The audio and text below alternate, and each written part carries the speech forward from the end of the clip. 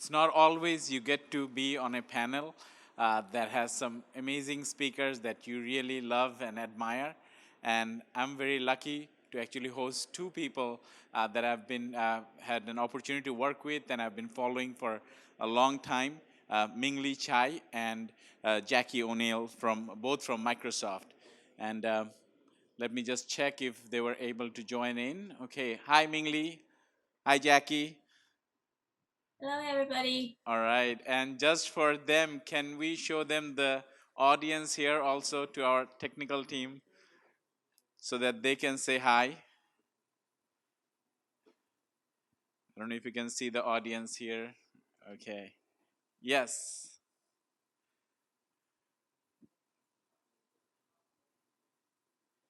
All right. Thank you so much. So we have about 45 minutes in our hands, and I know it's been a challenge accommodating everyone here, but also like thanks to Ming-Li and Jacki, both of them are on their weekends, and for Ming-Li, it's I think 9 p.m. over in Seattle. She's over the U.S. West Coast, and Jacki is joining from Africa. It's 8 a.m. right? Jacki? Yeah, so 8 in the morning. So three different time zones, and we're all here with the global audience, and we're very lucky to be here. So thank you so much. I appreciate that. So since we have about 45 minutes, I just want to break it down a little bit. We're gonna probably have some questions that we want to discuss for the first 30 minutes or so. And then I wanna keep a good 15 minutes because we have a great audience here so that they can ask questions. All of you have sticky notes in front of you and then pens and pencils. So please write down your questions. We have event staff and volunteers. So pass them on to them and then they can just bring the questions here. And also asking our staff to help with the online questions. I do not have the Zoom in front of me, so like Jacki and Ming-Li, sometimes you might think I'm looking at a different direction, but I'm looking at you in front of me. But the online question, please pass them along here. So with that, let's get started. As Shadid mentioned, technology has been kind of came into the center of things because of COVID right now, like Zoom and Teams and all these things have kind of become everyday things. Ming-Li and I used to work on voice and video collaboration for many years ago, when we had a really hard time trying to convince people to actually even turn on their videos. And now we have everyone on video calls all the time. So things have changed. So it's going to be kind of interesting to hear your thoughts on technology.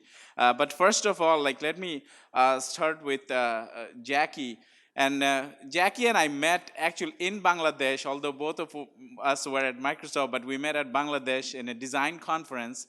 And I was kind of blown away by the project she was working on. She was at Microsoft Research India at that time, working on some really interesting project focused on social impact, which is something like every time we think of Microsoft, we think like Word, Office, Windows, and all these other things. So it was great to see the projects she was working on. But recently, I know, Jacki, you are kind of heading the Microsoft Africa Research Institute.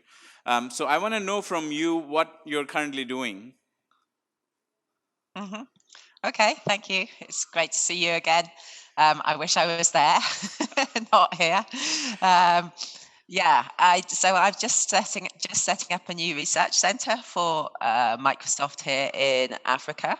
We have 2 African development centers. These are software engineering centers. One's here in Nairobi and one's in Lagos, Nigeria. And these are relatively new. These are big engineering centers that we're setting up. And so what I really wanted to do was to bring research and engineering closer together. So the model in Microsoft is to have Microsoft Research, which is a really amazing institution, but it's quite separate from the engineering from the rest of the business. It's people it's almost like doing academic research. Some amazing inventions have come out of Microsoft Research, but because I work in the applied research space, the technologies I'm building, the ones we were talking about for social impact, are things that are going to impact people's lives, in the next 1 to 5 years. And so for me, it seemed like there was a real opportunity to build on this new software engineering center we were building here, and put research within the engineering center, so that the researchers and the engineers could talk, could discuss, and we would have much more impact. Of course, that was all envisioned pre-COVID. So the idea was we'd be sitting on the same floor, we'd be having lunch, we'd be having coffee together, we'd be chatting. And now we have to do it all virtually, which isn't the same. And we'll come to that when we discuss the role of technology in the post-COVID world. But so the idea really is to bring, Microsoft had not really had much research in Africa. And, Africa's our future in many ways. The median age in Africa is 19.7 years old. It's this enormous young population with growing computer science, artificial intelligence talent. And of course, as you know, the culture and context where people live and how people do things really makes a difference in their use of technology. So I'm a strong believer that we should design technology for the people who are going to use it, because that's how we're really going to help them. And so technology that's designed in the US isn't necessarily just going to automatically work, whether that's in India or China or Africa. And so we need to think more locally about how we do design. And so that's the idea, really, to set up a research center. We're not working only on social impact. Social impact is always at the heart of the things that I do, but we're working in work, technologies for work, technologies for health, technologies for society and sustainability. But even when you're designing technologies for work, there is social impact underneath that, because it's jobs that create income, that create revenue, that enable people to bring up their families, and the informal economy is massive in Africa. And there's many micro and small businesses here. People set up their own businesses. They do really cool and innovative things. And if we can support them with technology, we enable them to be even more innovative and to address the problems that we have in the world. Right. Thank you, Jacki, so much. And there's so many things. I have quite a few follow-up questions right from that, because you touched about some important aspects, especially how do we design technology for people who doesn't use technology. And that's something many of our entrepreneurs who are here actually deal with, because we are incubating startups as part of our YY Ventures incubation program. And they struggle with it. And one of the things we do is, in the first boot camp, we actually kind of train them on human-centered design. How do you design any sort of a service or a product based on the human aspects of things. We train them on empathy, and which is, I know both of you are big on that. So it's good to again to have you all here. I wonder quickly before I go to Ming-Li, kind of ask you a question. If you can talk a little bit about your work in Microsoft Research India also, because especially you were when in the conference you were presenting about a solution you designed for TB patients, where they were using the concept of missed call. Again, it was a very foreign concept to people in the Western world, but was very contextualized and very innovative from a different perspective and effective. So if you can talk a little bit about a couple of projects over there. Mm-hmm. Sure. So that's 99 Dots. That's actually Bill Thies's project. He's also from the research lab in India. And that's really using a very simple idea, as you say. It's really taking the way that people use phones, and the fact that, if I'm talking to your social entrepreneurs in the room, then I'd say you have to know the people you're designing for, and you have to be sure that you're designing for the right problem. So you may have a conception of what problem they have, and you may be trying to solve your idea in your head of their problem, but if it's not their right problem that they really face, then you won't solve it. So it's really important to get out and talk to the people who are going to use the technology. And in this case, for the TB project, that means talking to both the people who are doing TB treatment and the people who are receiving the TB treatment, because it's the two of them together that are going to use your technology, and you need to understand both of them.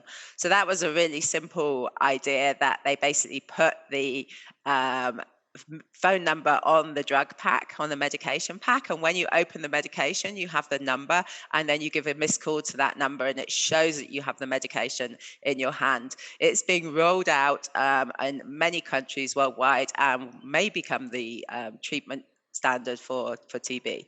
Other projects from the lab. So I worked on a big financial inclusion project where, if you think about internet banking, all of us pretty much probably can look at our bank account online and know what's happening with our money if we choose to. But if you're a low-income worker who doesn't read and write, then that information isn't available to you, and you may not be really using a bank account either. And so we worked on a big financial inclusion project to help people, in this case, auto rickshaw drivers who had taken out a loan to buy their auto rickshaw, to understand what was happening with their loan. So we used a really simple chat system, because smartphones are becoming really widespread in India. And so we used a really simple chat system, because almost everyone who uses a smartphone uses WhatsApp. Whether they can read or write, they will share videos and things on WhatsApp. So we would basically send information to the drivers as part of a chat system, which gave a visual representation of what was happening to their loan, and supported the field agents in supporting the drivers, because the field agents work for a social enterprise. And actually, that's one of the key learnings, I think, is that when you're designing technology, technology can amplify both problems and good things. And so we should design technology to amplify the good things. So if you can support the people on the ground who are working with low-income communities, that's a really good way to support their communities. And often it's easier to do than trying to support people directly with a tool. And so that's probably one of the big learnings. If there's already people working in a community, talk to them, find out what their problems are, what are their issues. Can you support them with technology to do the work that they're doing in a more effective way? Right. Thank you so much. And again, like lots of points that we'll probably get back to, in terms of, like, you talked about amplifying the good things and technology. Even like, I don't know if you guys were able to join the sessions before. Rob talked about how, like, a lot of people were using technology for the violent extremism and other things, which kind of UNDP later on partnered with us for a project called Digital Khichdi Challenge. So I'll share links with you. You can take a look at it when you get a chance. But again, like, and one other thing I want to tell people, like, those who are joining from different parts of the world, the concept of a missed call is like, you call someone and you hang up, you don't get charged. And that is very popular here in the Southeast Asia region. And also, like, Jackie, when you were talking about that project, I remember, like, the pictures I saw you riding tuk-tuks and then taking notes and then doing the true ethnographic research that sometimes we tell our incubees that you really had to be on the field and get to know the people before you start designing. Because as you said, we come up with an idea, and many times those ideas are kind of like, are not validated, because we go in there and we see that the problem is very different than what we had anticipated. So with that, like, I want to go to Ming-Li right now. And Ming-Li and I have been working for many years, and over the years she has become a friend, a co-worker, and a mentor. And I use a lot of her work in many kind of parts of my work.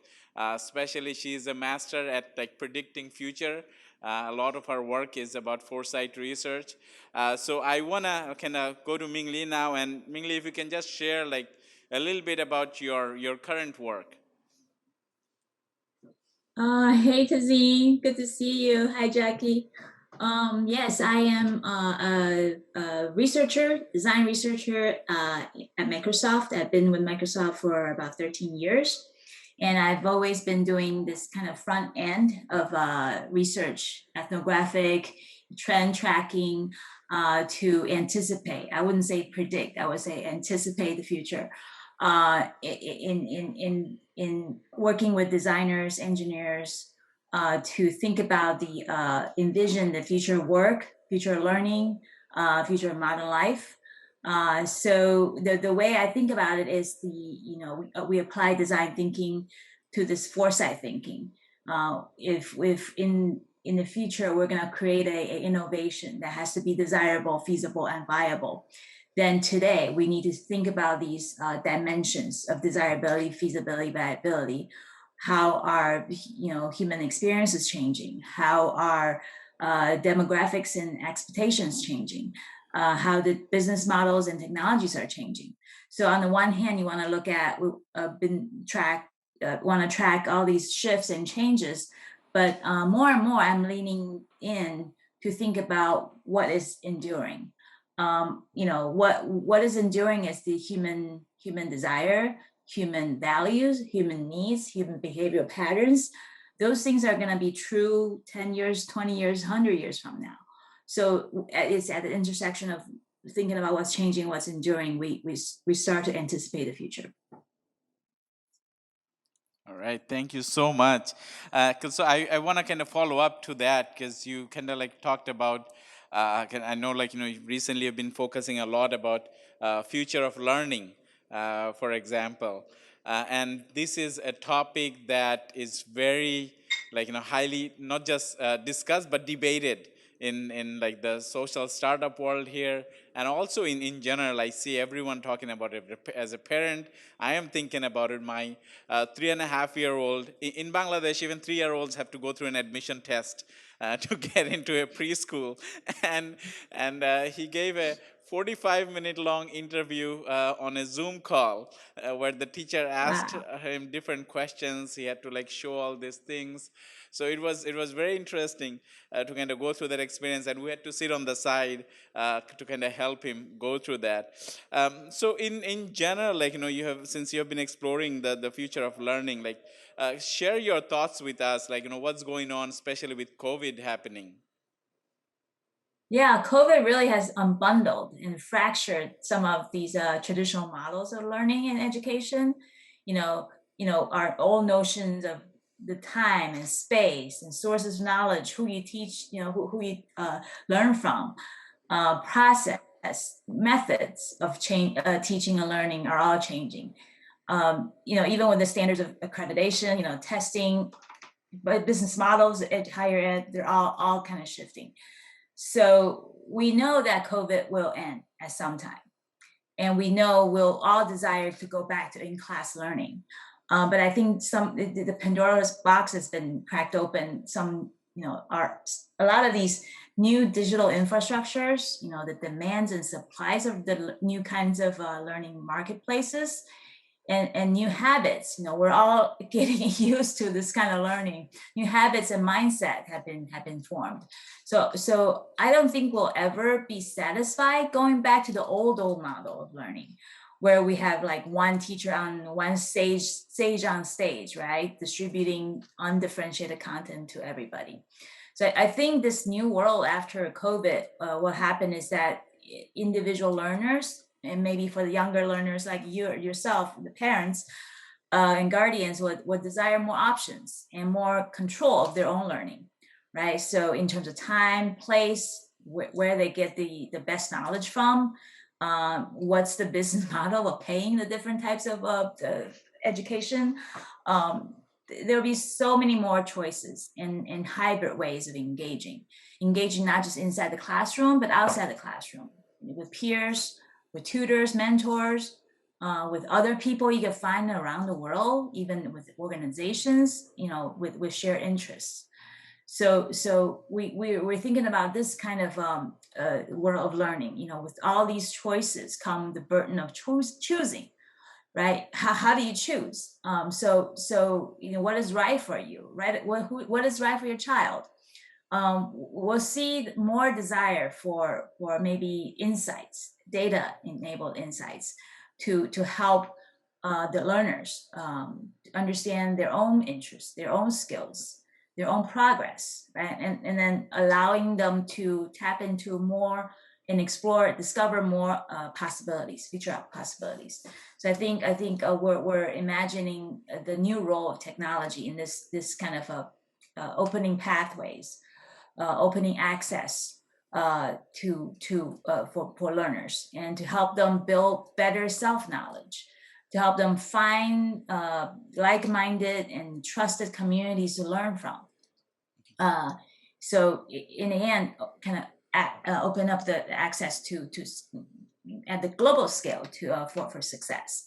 And this is no longer just to think about the measures of success as the test scores or graduation rates. We think about this as enabling the younger generation, all generations, to be able to really truly tap into their own potential, and then be able to connect and access and reach their own goals. So it's almost like ROS, we call it, the return on society. All right. Thank you, Ming-Li. And again, like I have some follow-up questions, but I want to ask Jacki a little bit about, like, in terms of like how did like COVID affected your work and things that's going on in Africa. Like, I know you are very connected and you do a lot of ethnographic research, so you have a sense of like how people's lives are changing over there. So if you can share a little bit about that. Yeah, it's a really interesting question. I mean, so it's been top of my mind because I'm trying to build a new team here. And at the same time, the ADC, the African Development Center, is also growing. So there's like maybe, I don't know, 100 staff who have never met their colleagues in person. And I think one of the things when we're talking about, the role of COVID, the role of technology post-COVID, is that whilst things won't go back to being exactly the same, I think it's never been clearer the need for face-to-face interaction and what's lost when we move to virtual. I think, we were talking about education. I am so glad that my kids are back at school in person. That makes a massive difference for them. But it's really like the bonding, the creativity, even just looking in the ADC, it's like the people who chat when we have our big video meetings on the side making jokes. So all the people who met in person, who were there, who got the culture, who understood the feeling of the place, who knew that in Microsoft ADC it's okay to make fun of your bosses, because that doesn't necessarily come naturally in many organizations. So it's like if you're there and you can see other people doing it, you can adopt it. It's much easier than doing it virtually. And then more widely, we have a big project on right now to really understand the impact of COVID on companies, particularly these small and micro companies. Obviously, many of them. So here there was no full lockdown. There was a curfew, but many people stopped going to work. And when I first arrived in September, there was almost nobody on the streets. Whereas now it's pretty much back to normal. Only the big companies like ours, I think, are not back in the office. Obviously, we have to keep an eye on the numbers, and if they start increasing, then people will drop off. It's been a massive problem for so many people because so many people here rely on that day-to-day income. So it's been devastating for many people, and people are just trying to get back on their feet again. So I think we'll know a lot more, and one of the things we'll know is really about how we can support people with technology. Is there data that we can help people with that maybe at the moment is data in people's heads and not necessarily online? Are there ways we can use that data to help them do their work better or create new jobs? And then I think the other thing that is not necessarily COVID related, although some of the extreme weather I've heard people say that we're having this year could be because of the sort of lack of movement last year and how our carbon levels in the atmosphere changed. But that's something as well that is really making a big difference to people. We're having a lot of rain here, and I know this is an exaggeration of something that's been happening already, and we need to think about how we can support farmers with data, with knowledge to know when to plant. But my worry with that is, since the weather is so unpredictable, do we even have models? Can we even build models that can help farmers with the data that they need to plant in the right way? So I think there's many impacts that are going to be felt on the continent for quite some time.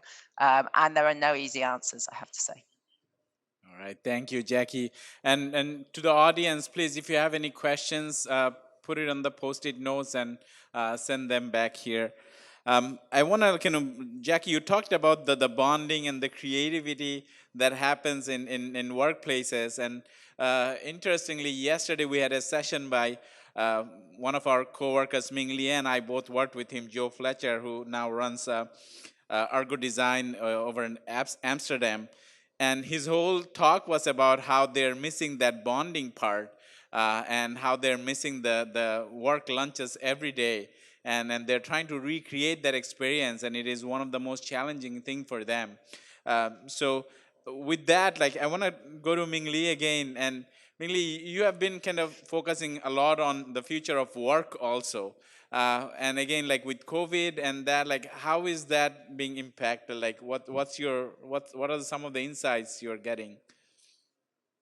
Yeah, this week I think is the full year that I have been working at home, and with Microsoft Redmond, the core campus, we've been all been just working from home. So interestingly, just when COVID hit first time, I mean, in the beginning, last year this time, we started deep dive research, ethnographic research, following 5 companies and 4 or 5 individuals within each company, trying to understand work in a COVID kind of reality, and with a specific focus on the notion of focus, because focus time, deep work time, was a critical and very challenging thing pre-COVID, right? When you think about everybody work in the office, and everybody complain, I don't have time to focus my work, because you get interrupted all the time.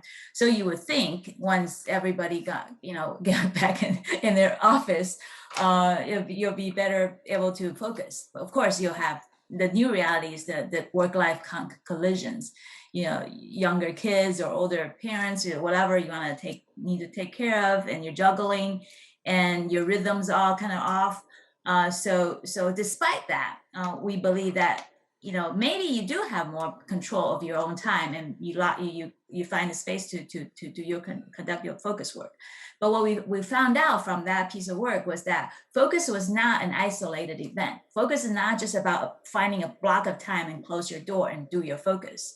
Focus is actually about an arc of time, or many arcs of time. And you think about it, focus requires some kind of mental, cognitive, and even physical rhythm. In order for you to get into deep focus and deep work and doing productive work, you need to have some kind of preparedness toward it. You have to, know what you're trying to lay out, and what to get into, and when to come out of it. And that is not only a solo kind of activity, it's also a very, very critical, although you won't think about it, it's a collaborative activity. We found out that people will find focus time, do the focus work, and it turns out it's not effective because they don't have clarity from the team. They don't know if what they're doing, that little piece they're working on, snap into other people's work. And that's the most critical, most hard part in this COVID time, remote work, that our rhythms are all off. It used to be that we could go have the morning coffee together, have lunch together. Right now, everybody's lunchtime, dinner time, and is all off. And then the way we think about how our milestones and our pieces of work snap together is random. All the different threads you can't see. It's hard to see. And then someone said, idea sex is hard. the ability to kind of merge, fuse ideas is so difficult, because you can't intuit. You can't kind of feel each other's ideas. You can't have that nuance developed in this mutual space. because it's, everybody's context is different. So there's all these collisions, context collisions. So it makes really, really hard during this COVID time. So how do we build, whether it's through technology or through policies or through just social awareness, to build that kind of synchronicity, that shared awareness, that ability to not only see your own piece, but seeing the bigger picture and all the other people's pieces. That is the fundamental challenge. All right, thank you so much, Ming-Li. And I think we have about 15 minutes, but I got barged with a lot of questions here from the audience. And thanks for sending all the post-its. So I'm going to go through some questions and they'll get back to my questions if there is time. But the first one, in terms of I think there are quite a few interesting ones. One is what is it's a couple of questions, so I'm just gonna ask it over there to you guys, and anyone can take it. What would be the impact on healthcare, if you can think of in terms of how healthcare and technology would change post COVID? That was one of the couple of questions. So if you can share your thoughts on how healthcare might change with COVID. Interesting. Yeah, that's a really interesting question. We certainly see more remote consultations happening. I saw this probably more when I was still in India during the first lockdown than I'm seeing here in Africa, because of the number of smartphones and how cheap data is in India. But remote, there were so many of the tools that had barely been used. I guess it's a bit like remote education. There were lots of remote education tools that nobody used very much, and then suddenly everyone had to use them. And it's a bit like that with doctors. Suddenly there was all these remote consultation tools were being used. And this potentially, if the infrastructure is there, can have a very positive effect, because for people who live in rural areas, getting access to a good quality doctor is a real problem. However, the crucial part of that sentence was if the infrastructure was there. And in this case, that means the doctors and the nurses who have the time to carry on doing these consultations and do them for people in rural areas who maybe can't pay 500 rupees for a single consultation. And I think this emphasized the whole thing that technology is just a tool, and we actually, the services it can provide, it can only provide, you need the teachers to be able to do the education, you need all the doctors and nurses to be there. So I think there's some really interesting positive trends that we can think, but we can't just expect our existing doctors to do even more work because they're already working long hours. Thank you, Jacki. And I would add that yeah, there's Ming-Li, also more capabilities with more sensing capabilities, your Fitbit or watch or things like that, being able to monitor a lot more things and being able to compare your data with a much broader data set, and being able to maybe predict, prevent diseases before it becomes too serious.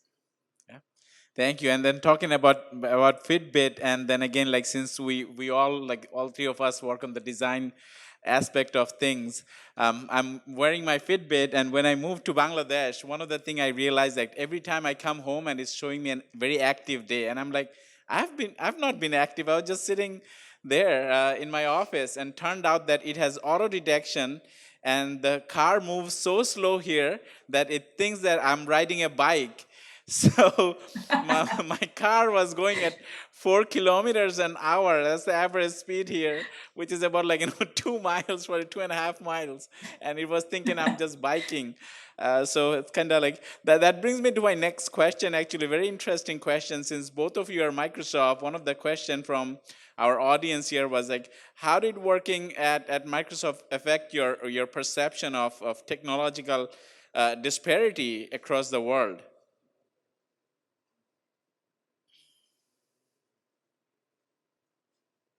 Feel free, anyone want to take it up and no. Yeah, I was going to let Ming-Li start since I started last time, but I'm happy to take it. Go ahead.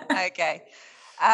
So I think one of the things that's interesting about working at Microsoft is, of course, we are incredibly privileged. But I think that there is also an awareness of that privilege that I don't think you necessarily get in every company. You know, because, for example, we're working, I was working in India, so I was already working with low-income communities. So, one of the first things we did is we created that chat app for auto drivers I was talking about. As soon as lockdown happened, they were really badly affected. We used that as an app to provide them with any opportunities for work, such as food delivery services, trying to debunk fake news in a way that was accessible. Many of us changed our projects rapidly to try and support communities, and Microsoft does a lot of work in the community. So I think that we're privileged, and we know it, but we also do try and understand what it means for other people, and the impact. But of course, we are particularly lucky because technology industry is one of the few industries, I guess, that did okay during the pandemic. And I know I'm actually from the UK, and so probably more than half the people I know have been furloughed, have lost their jobs because of the pandemic. So these are problems that are affecting everybody, I think. I don't know if that really answers your question. Thank you, Yeah, Jacki. we're Ming-Li, certainly privileged, and I sense that. And it is also a very large company, global. So we rely on a lot of the local knowledge to kind of push us to try to understand that the infrastructure, the capabilities are not even when we're going through the design process. And internally, I know that at least on the Redmond campus and in the design field, we also try to really emphasize the notion of designing our technology to accommodate the varied abilities. We recognize disability can be happening to everybody. It could be long term, it could be temporary. You're pregnant, you might break your leg. All these things are stressing the ways that we're thinking about how can we design technology interactions to be much more engaging at equal footing, allowing people to kind of augment their capabilities with technology, not making that a barrier. So that I know is built into this design process. There's always this this emphasis on and a list of principles we need to go through to ensure that the technology we create is equal, is leveling the playing field for everybody. Thanks to both of you, and kind of point to that, the concept of inclusivity. To the next question again, this is from an online audience. How do you actually design for technology for people who don't use technology? So I know you talked a little bit about that, but both of you can share quickly a little bit about your thoughts on that.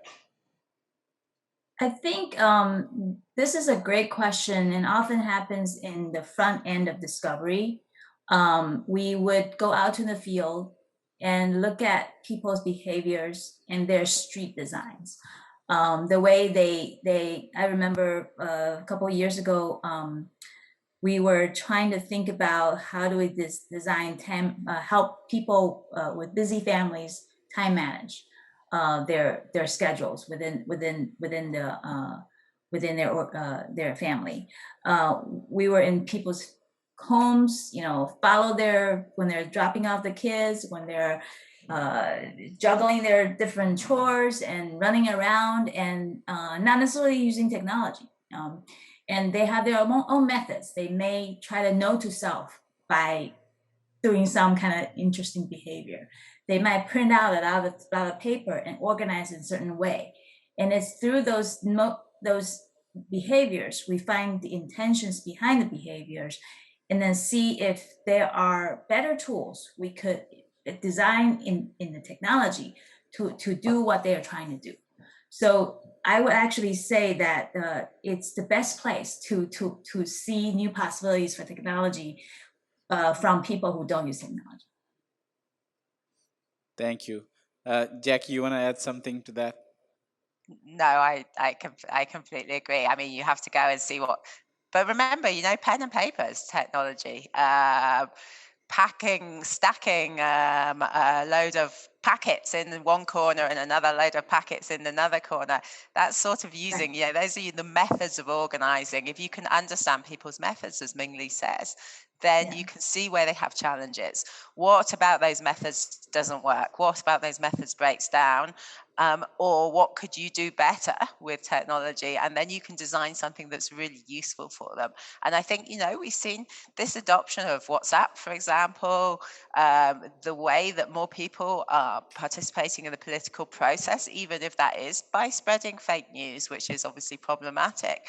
These show that if you create a technology that people want, they will adopt it, they will use it. So I think, it's just sometimes that we don't always, as I said much earlier, we don't always address the right problem. We address what we think is the problem, not what they think is the problem. And then they don't want to use what we built. I'll give you a tangible example. We were in field and there was this 17-year-old girl. She was using a bullet journal, just blank journal, and she would draw her own calendar. She would have her mood board. She would capture all the things, I'm going to paint my nails today, and tomorrow we're going to do this and that and shop and this. So it's basically her organizer, but through the eyes of Microsoft. Oh, it's Outlook calendar, it's to-do list. And then I brought back that example. I showed them the gesture. This girl held her journal and this way and say, "This is my life." And we talk about user love. This is user love, but it's not user love of the tool. It's user love of her life. So sometimes we need to kind of alter that perspective to say, okay, in technology is the ultimate goal for technology is not to have the users to engage with the technology. It's to have the users engage in their lives, enjoy their lives and engage with each other and fulfill their purpose, not the technology's purpose. Thank you. And then for the entrepreneurs on here and online, I want to have you guys kind of think a little bit about what both of you just say, in terms of what people want, because I think that part is very important instead of what you think people want. And then also what Ming-Li, you just say, engaging with life. It's not about engaging with technology, because we sometimes forget that aspect of things, that it's supposed to be helping them rather than just using them just for the sake of it, or other things that we think they might need. And I know we only have a few more minutes, and this is a question that I really want to get to, again, from one of our audiences. We talked about amplifying the good things through technology, but how do we, what can be done to stop technology from amplifying the bad things? So, very relevant question in today's world on what we're dealing with. I think about, if it's through technology, we need to think about what is the core of that bad thing, and what is a human element behind that bad thing, whether it's passing a bad fake news or bullying, or there's a kernel of human nature that can be amplified by technology. If technology is neutral, but if you encourage and reward these ideas, of being able to build whether it's easily spread, whether when it's spreading, it's actually giving enjoyment to the spreader. So think about those micro moments of reward. Are you rewarding good behaviors or bad behaviors? Because when your system is successful, it will amplify. It will just augment anything, whether it's small, it's good or bad. So be very, very careful. What are you amplifying? Thank you, Jacki. Yeah, because it's a really tough question. I think Ming-Li answered it very well. I mean, it's some of it is we have to think about what we measure, which is maybe another way of saying what we amplify. But it's like if you're measuring engagement in the number of times during a day somebody uses your technology, then you're trying to get them to engage with your technology. But actually, you need to remember the bigger picture, which is what Ming-Li was saying just in the previous answer. Actually, we should be trying to help people live the best and happiest lives that they can. So if they only need to use your technology once a month, but that really helps them, then that is a really good thing. But unfortunately, the way that tech companies often measure how their technology is used is by the number of times it's used in any small period, and then they try and amplify that. And that's something that we're actively trying to move away from, and I think we all need to move away from. And it's something that I always say to and it applies everywhere, it's not just tech companies, is just be very careful what you measure. And the example I give is the NHS. They decided many years ago, the government decided that waiting times in the waiting room were too long. So they have put in something where you have to be out of the waiting room in 2 hours, otherwise the hospital gets a bad rep. And so what happened there is they still don't have beds. They're not going to kick sick people out of hospital to get somebody else in. They're going to treat the people there. So what you ended up with was people lining the corridors because they're no longer in the waiting room. So they've met their target, but they haven't actually solved the problem, because to solve the problem, you actually need more doctors and more nurses and more beds. And so this is something we often forget, or we manipulate for political reasons. And you have to be very careful what you measure, because your results will then perform to those measurements. And so that's a global problem. And it comes back to remembering that technology is just a tool. Like what we really need to be doing is doing the best we can for every single person in the world. But that's not always particularly easy. And it's not always easy to measure. Yeah. Thank you so And much, having and I that hope all of you systems kind view. of got the. Go ahead, Ming-Li. Yep. I was going to say, having more of a systems view, right? It's not just to solve the problem, the wait time, or it's what happens next. What happens next? What are the ripple effects?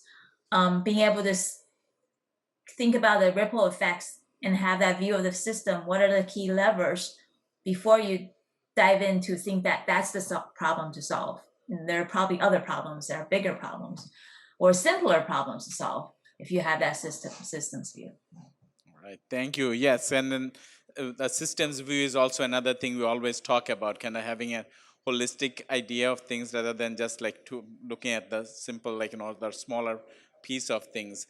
So I know we're running out of time. Just any closing thoughts from you?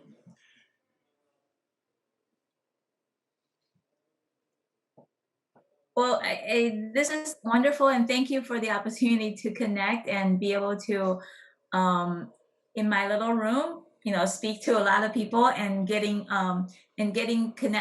with Jacki, and like, whoa, yes, let's do some work together again. But I think I appreciate this opportunity to share the ideas, and this is such a wonderful way to get the new energy and hope in this time in the world that we consider how can we still make an impact, and lean into each other and create change. Thank you. Thank you, Ming-Li and Jacki.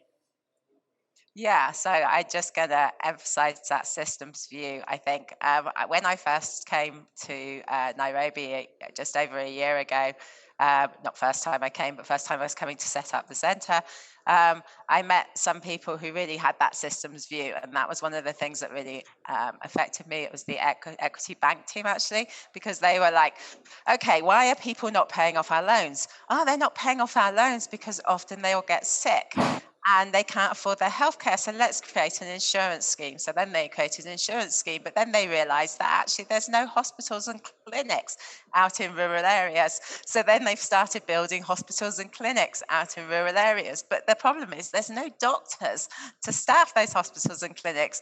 So they also have a youth empowerment program where they're taking some of the poorest youth through school and sending them to universities in the US with the idea that they'll come back and be doctors and nurses in these clinics.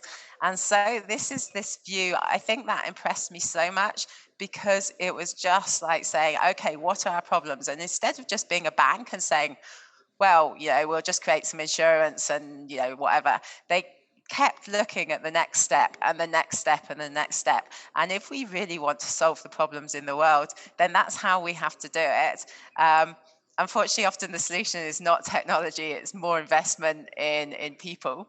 But I think it's just such an important way to look at the world. So, and thank you very much for inviting me. It's been fantastic and absolutely worth getting up early for.